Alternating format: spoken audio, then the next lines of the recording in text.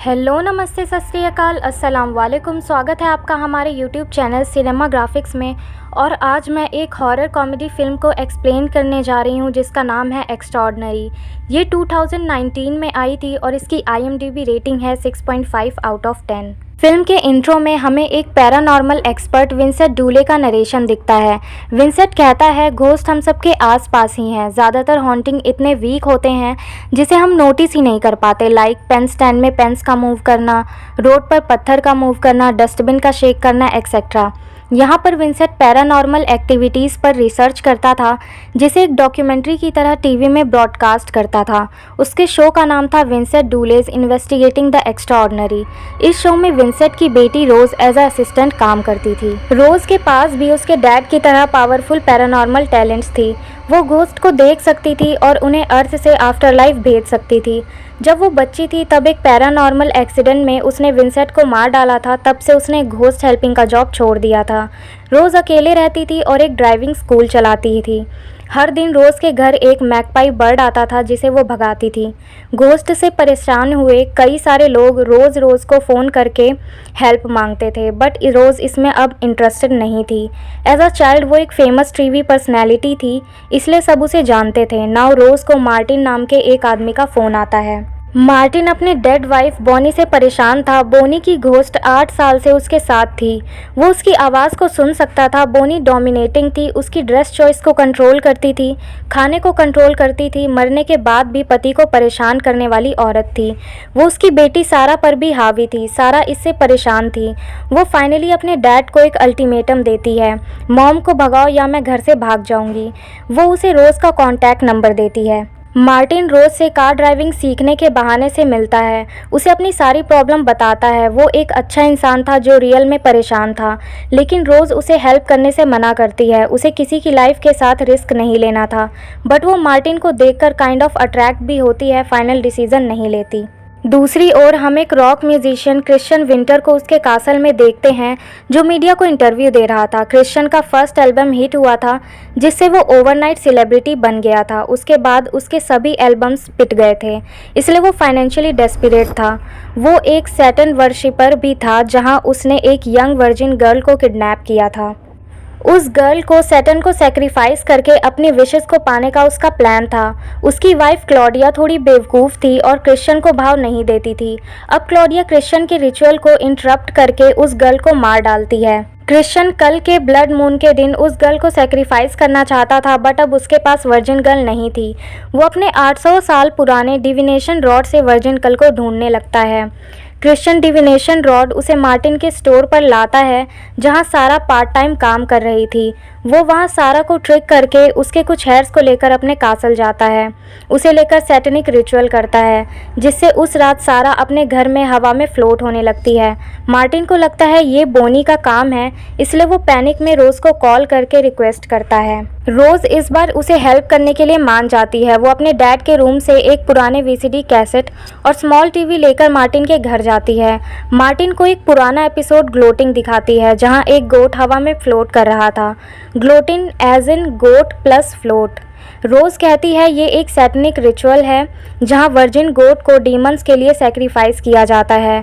Blood moon के time जिस आदमी ने उस पर स्पेल कास्ट किया होता है उसके पास ये हवा में लेविटेट होकर जाता है। यदि इस स्टेट में कोई गोट को उठाता है तो वो ब्लास्ट हो जाता है। टीवी में हम गोट को ब्लास्ट होते हुए देखते हैं। यहाँ टोटल न्यूरल एक्लिप्स को ही ब्लड मून कहते हैं, एज उस टाइम मून का कलर रेडिश होता है। रोज़ कहती है किसी ने सारा पर ये स्पेल कास्ट किया है।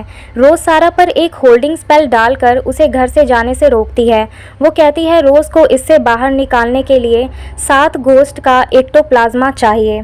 जब वैंडरिंग घोस्ट इस अर्थ को छोड़कर आफ्टर लाइफ में जाते हैं तो पीछे एक्टोप्लाज्मा छोड़ते हैं। उसे ही हमें कलेक्ट करना है। उसे सारा के फेस पर लगाने से वो फ्री हो जाएगी। क्योंकि मार्टिन घोस्ट को सुन सकता था इसलिए वो मीडियम बनने के लिए परफेक्ट था। मार्टिन ना चाहते हुए भी मान जाता है। मार्टिन के घर के बाहर क्रिश्चियन और क्लॉडिया सारा की बॉडी का वेट कर रहे थे, बट वो फ्लोट होकर नहीं आता।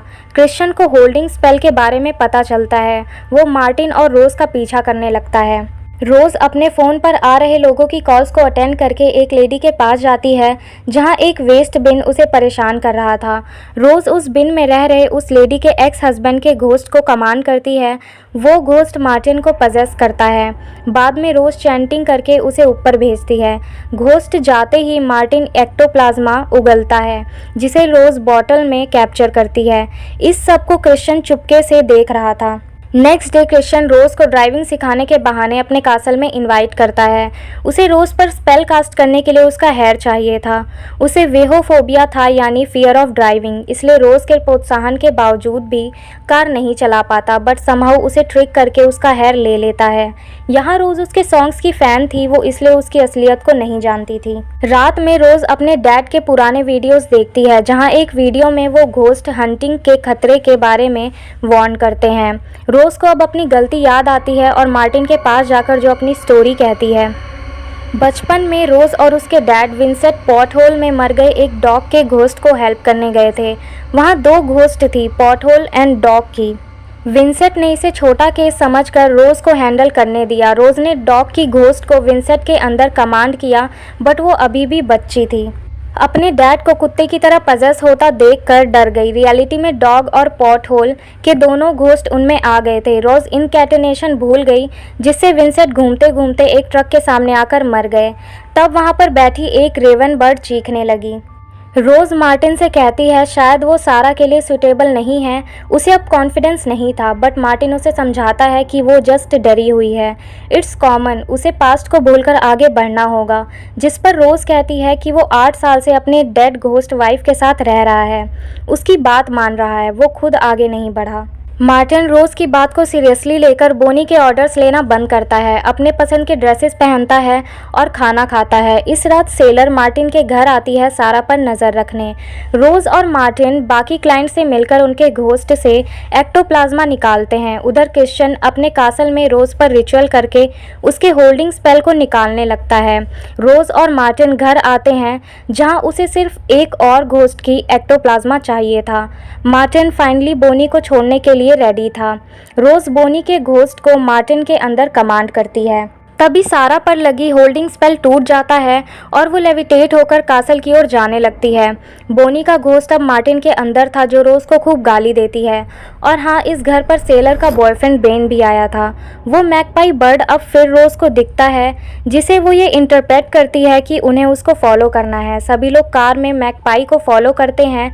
जहाँ रोड पर सारा फ्लोट करते हुए जा रही थी, उसे क्रिश्चियन फॉलो कर रहा था। इस सब के पीछे क्रिश्चियन के हाथ देखकर रोज़ को थोड़ा शॉक लगता है। बोनी क्रिश्चियन पर हमला करने जाती है, उसकी उंगली टूट जाती है। क्रिश्चियन के कासल पर फर्स्ट वो अपनी वाइफ को मारता है, एज वो उसे काफ़ी डिस्टर्ब कर रही थी। वो सारा को सेक्रीफाइस करने के लिए रेडी होता है, तब रोज़ और गैंग वहाँ आते हैं, but it was too late. Christian ritual complete कर रहा है। वहाँ पर एक जायंट होल ओपन होता है जो सारा को सक कर लेता है, बट कुछ ही पल बाद सारा की बॉडी फिर से बाहर फेंक दी जाती है। सैटन लॉर्ड एस्टरोथ उस होल से बाहर आकर क्रिश्चियन से कहते हैं कि ये गर्ल वर्जिन नहीं है, तुमने मुझे धोखा दिया। बोनी ने मार्टिन को फ्री किया था, ये न्यूज़ उसके लिए शॉकिंग था। एस्टरोथ अब रोज़ को एज अ सेक्रीफाइस लेने जाता है, as she was true virgin. वो उसकी बॉडी को खींचने लगता है। रोज़ मार्टिन से वहीं इंटीमेट होने के लिए कहती है, एज उसके बाद वो वर्जिन नहीं रहेगी। क्रिश्चियन इसे रोकने जाता है, जिस पर सारा हमला करके होल में गिरा देती है। इसी बीच सेलर लेबर में चली जाती है, एक बेबी बॉय को जन्म देती है। एंड में एस्टरोथ बिना ट्रू वर्जिन ना मिलने से निराश चला जाता है। इसी बीच वो मैकपाई बर्ड भी घायल हुआ था। रोज़ को लगता है कि उसके अंदर भी एक घोस्ट है, तो वो एक बार फिर से मार्टिन के अंदर घोस्ट को कमांड करती है। उस मैकपाई के अंदर रोज़ के डैड विंसेंट का घोस्ट था। वो रोज़ से सॉरी कहते हैं, एज बच्ची से स्पेल कास्ट करवाना उनकी गलती थी। इतने सालों से वो रोज़ को यही कहना चाह रहे थे, बट रोज़ हमेशा उस बर्ड को भगा देती थी। सेलर अपने बच्चे का नाम विंसेंट रखती है। बोनी भी अब मार्टिन और सारा को छोड़कर आफ्टर लाइफ में जाने के लिए मान जाती है। 3 महीने बाद मार्टिन रोज़ को प्रपोज करता है और दोनों मिलकर extra ordinary ghost service open करते हैं और फिल्म यहीं पर एंड हो जाती है। अगर आपको ये हिंदी एक्सप्लेनेशन अच्छी लगी हो तो वीडियो को लाइक, शेयर और कमेंट करना मत भूलिएगा। और अगर चैनल पे नए हैं तो चैनल को सब्सक्राइब कर लीजिए और बेल आइकन को भी ज़रूर प्रेस कर दीजिएगा ताकि हमारे वीडियोस की नोटिफिकेशन आपके पास सबसे पहले आए। और हमारी इंस्टाग्राम आईडी की लिंक भी आपको डिस्क्रिप्शन बॉक्स में मिल जाएगी, तो जाइए और उसे फॉलो कीजिए ताकि हमारे वीडियोज़ की अपडेट्स आपको वहाँ पर भी मिलती रहे। Thank you.